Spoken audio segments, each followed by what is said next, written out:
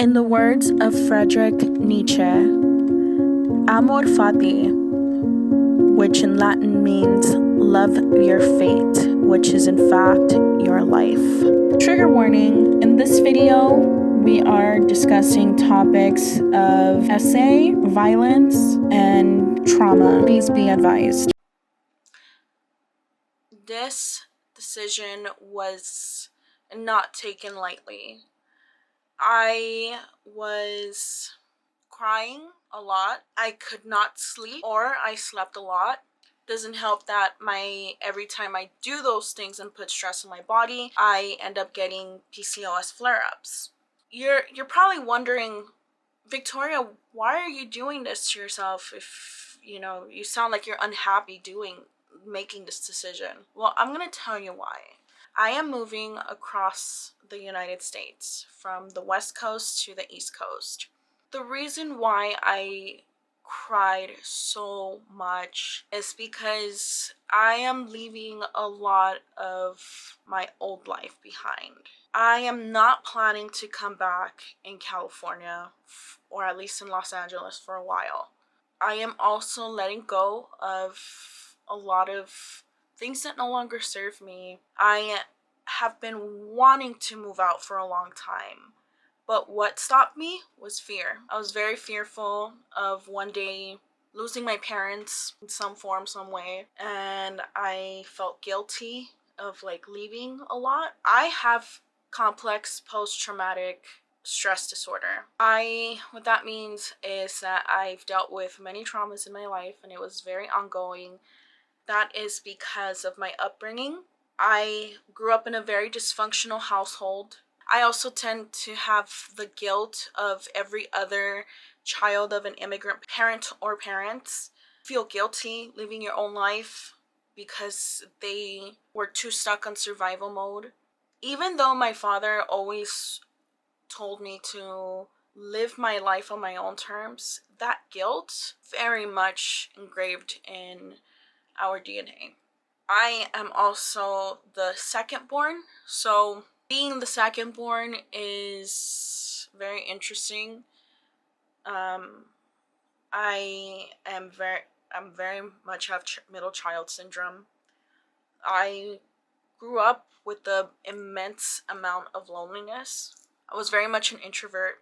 I also was a scapegoat because I had many different interests. I felt isolated a lot when I was a kid. I was also told a lot that I was an ugly child. Not from my parents, but from other family members. That's why I don't feel safe around my mom's family. A lot of them. There's some that I get along with, but other ones I don't. They've called me a cow. They've called me a pig. They've called me an ugly girl when I was just 10 or 11 years old.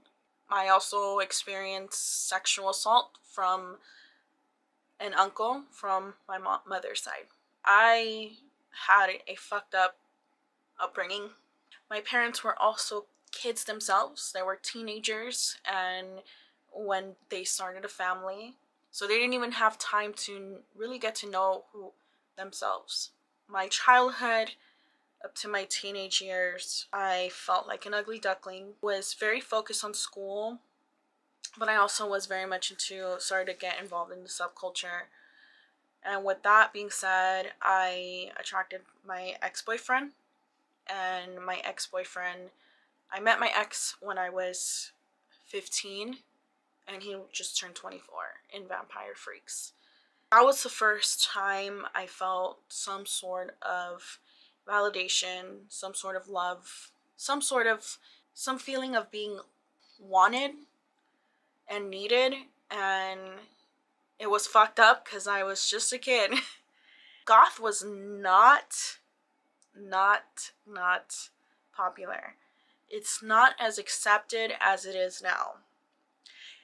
If you were a goth just 10, 12 years ago, you were still ostracized. Society will think of you as a freak. I've gotten spit on. I've gotten almost jumped. I had to fight. Not only did I have a low self-esteem, but I also had to fight. I was also dabbling into witchcraft and got into spirituality. So that didn't help my situation at home, at school. But I knew that I wanted to move out. I knew I wanted to be an independent woman. I knew I wanted to leave. I knew all of this. I remember even wanting to move to Germany. I wanted to move to Germany so bad. And in case you don't know, I'm quarter German, and I wanted to see that side of those roots. Um, Apparently, there was a lot of German refugees in World War II that migrated to Guatemala, and that's where my great grandfather met my great grandma, and the rest is history. I kept putting my dreams aside, aside, aside. I went from a rebellious teenager to a people pleasing woman. My early 20s, I started losing weight, and that's when I felt like I had a sense of control in my life. Then my grandmother died. I went back with that man because after my grandmother died, and I think that's where that guilt just grew even more about leaving my parents behind. I wanted to move to Portland after, because I thought, okay, well, if I don't follow my dreams of going to Europe, let me go to Portland because it's rainy. I've been told that it was like living in the 90s. In the middle of 2016, 2017, I left that man for good, and I was learning how to be, honestly, I was so codependent. I just wanted to be in a relationship, and I was wanted to be loved so bad that I went to find love, or at least what I thought was love, to emotionally unavailable men, or to men that weren't even interested in me, or, and lastly, men that are just damaged. And then, like, the last man that I was with, he wasn't fit. He was abusive mentally, was completely heartbroken from that relationship, and that's why I don't like talking about it, because I don't even like thinking about it. I don't even like mentioning him. I don't even, but this is part of my story. I was so self-destructive around that time. I lost a lot of friends, and this was around the time of the pandemic and a little bit after the pandemic. I started drinking a lot. I was on the verge of becoming an alcoholic, and I had a lot of self-control of alcohol. I wouldn't really drink even when I would go party. I was always the one that was the mom. I was always the one driving everyone, and I would be the sober one to take care of everyone else. Behavior started rubbing off on me. I lost people, I lost friends, and I take accountability of what I have done, and I was being very toxic. And then I just felt like never again am I going to be in this situation anymore, and I decided to go to therapy, and that's why I went to therapy for about a year. I don't even know who I was around that time. That's how much I knew I needed something different in my life. And what I mean by that is, after I finished therapy, I started traveling a lot more, which you saw last year. I took you guys along with me to my travels. I love traveling. Traveling to me is my escape. It is a way of me to learn cultures.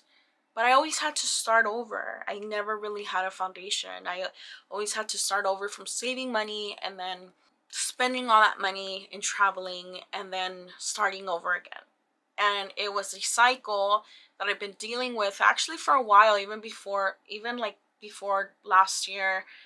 That's why I was also here at my parents' house, not only to help them a little bit, but also I had a lot more freedom than if I had rent, and I have a car payment. My car payment is almost over, so I'm very glad about that. And I didn't want to stay in LA for too long. Growing up in Los Angeles, it was so awesome because I saw many stores. I saw people being themselves. I saw a lot of freaks. I saw like different kinds of walks of life here. It was more authentic. There was a lot more grit to it. But from 2012 to 2014, a lot of investors started buying off a lot of properties, specifically in areas that below the poverty line or in the poverty line. And they started gentrifying LA. A lot of venues are gone, like the House of Blues is gone in West Hollywood. The Key Club is gone. The Troubadour's still there. The Knitting Factory's gone. A lot of these places are gone because LA has gotten too expensive. And it attracted a lot of influencers. It attracted a lot of hipsters.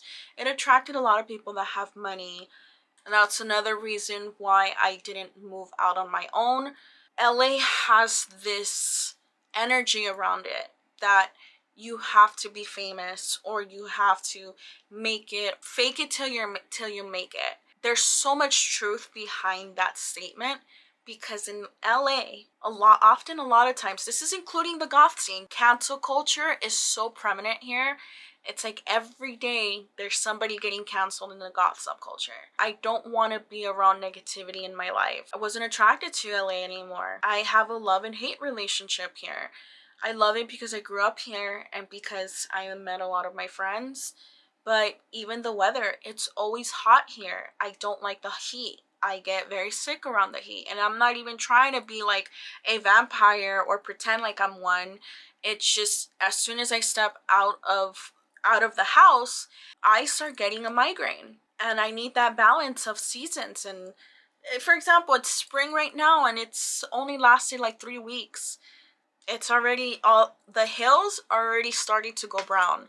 That's how strong the heat is here. A lot of the landmarks are almost gone. This is not including music venues, but this is also including even historical landmarks that was here in Hollywood for a long time, and they went out of business too. That's another reason why I wanted to leave, and I just outgrew this city. Being in my family, I am breaking a lot of generational curses and patterns, cycles, and that's not easy. And one of them is settling down, being in a relationship with a toxic partner, and having kids. And I refuse to have children. If anything, marriage scares the shit out of me. I don't want to get married. I don't even know what I want in love anymore. And that doesn't even matter. That's the last thing on my mind. I put all my dreams and desires for other people.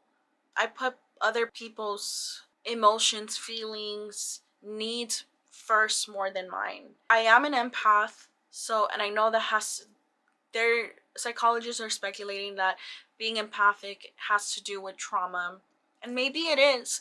I have this energy where people come to me, tell me their problems, because I am not a judgmental person. I will actually listen to you. Have started practicing saying no and placing boundaries. It's really helped a lot. I'm still learning how to, but it's really been helping me. I'm leaving. I'm moving to New York. I love New York a lot. Very moment I visited New York 10 years ago, I felt like I've been there before. I felt a familiarity from my very soul. And as crazy as that sounds, I met my best friend Angela through the internet and by doing YouTube, and that's one of the greatest blessings ever, is meeting her and the rest of my New York fam. And she has been a blessing in my life, and we talk every day. We're so close. I'm happy, but I'm also sad because I'm also leaving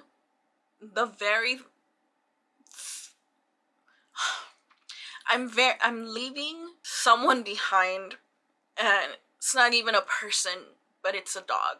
That's my dog. I have to leave her here for now because I'm gonna learn how to live on my own truly. She's gonna be at my parents and she's gonna be safe. I'm gonna miss her so much. She was the gift from the universe after I broke up with my ex, because I was so alone.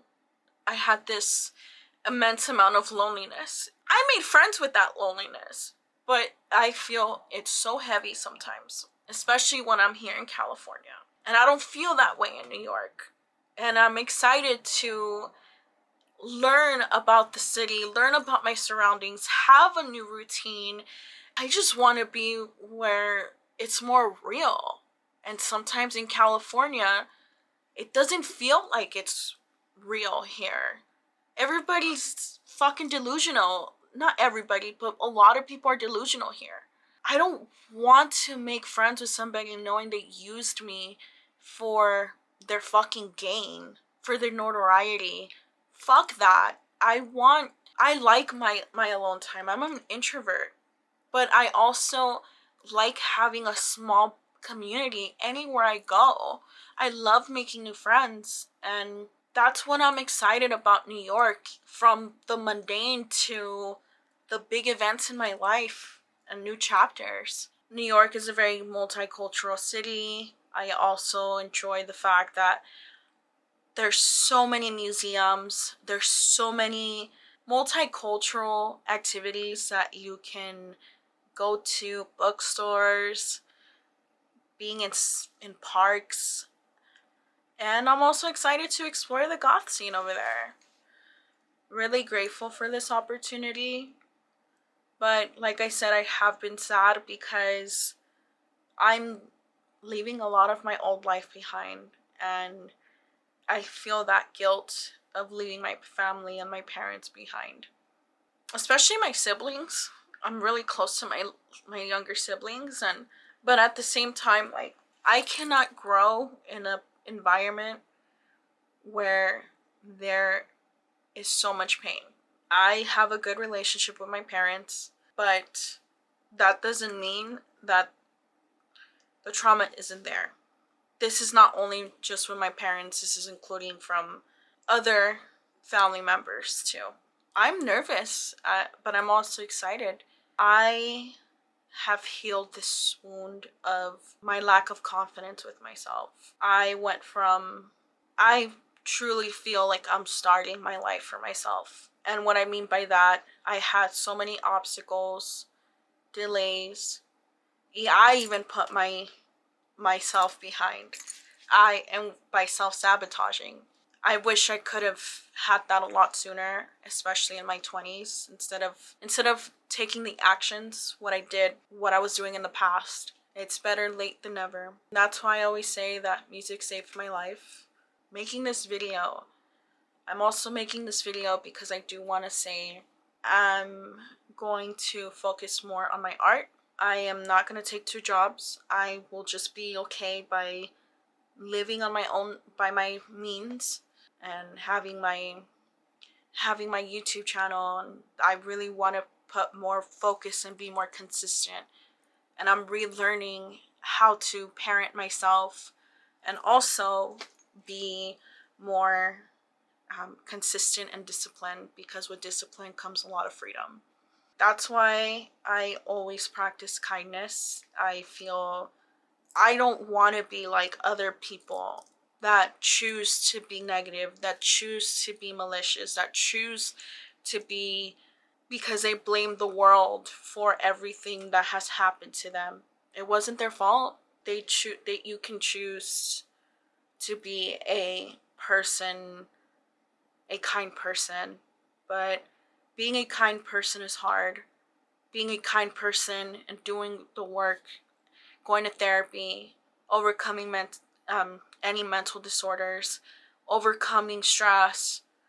It's safer to be comfortable in the negative, in your habits, because that's all you know. And programming your mind into something new is never easy, but I am so grateful I did the work. I am so grateful I did the therapy. I am so grateful that I'm able to be on this platform and able to talk about my life story. I am so glad that I'm able to connect with people. I am tired of I am a very sensitive person, and I am very soft-hearted, and that's never going to change. And I like to have a balance of my darkness and my light and my yin and yang, the yin and yang of my life and my essence, of my chi. I just also feel very trapped here. I don't know why, I just feel trapped in California. But I am here and I am about to leave. I have a couple more weeks in California. So I'm going to use this time wisely to not only make content, I'm also going to sell some items that I no longer need. And on top of that, I am just going to try to enjoy my time with my loved ones. If you guys have any questions, or if you guys want to learn more why I'm doing, at the age of 31, I learned what self-love is. I learned what confidence is, and I learned what learning to have true confidence and having faith in yourself. When the universe gives you no choice but to believe in yourself, you just gotta roll with the punches. And that's what I did. And I'm happy. I'm very, very happy, but I am also grieving my old life, this soon to be my old life. And I hope that in the long haul, I'm able to take care of my parents in some form, some way. I don't think that's ever gonna leave me. But I have so many goals and so many plans I'm working on as soon as I'm over there. And if you guys had to take a move, like, put it in the comment box. Well, how was your experience doing a life-changing experience and just leaving for something better for yourself? This is my final chapter, or my conclusion of my healing journey, from healing my codependency and people pleasing and self sabotaging to growing into having self love, having confidence, and having more faith with yourself. I could finally say I'm more fulfilled a lot more now than I ever was being in a relationship, going out to clubs on Friday nights. Why? Another reason is because I always loved art. I love self-expression, but I never had faith in myself, and now I do. And there's so many more projects I am going to be working on. I'm so excited about those. And I can't wait.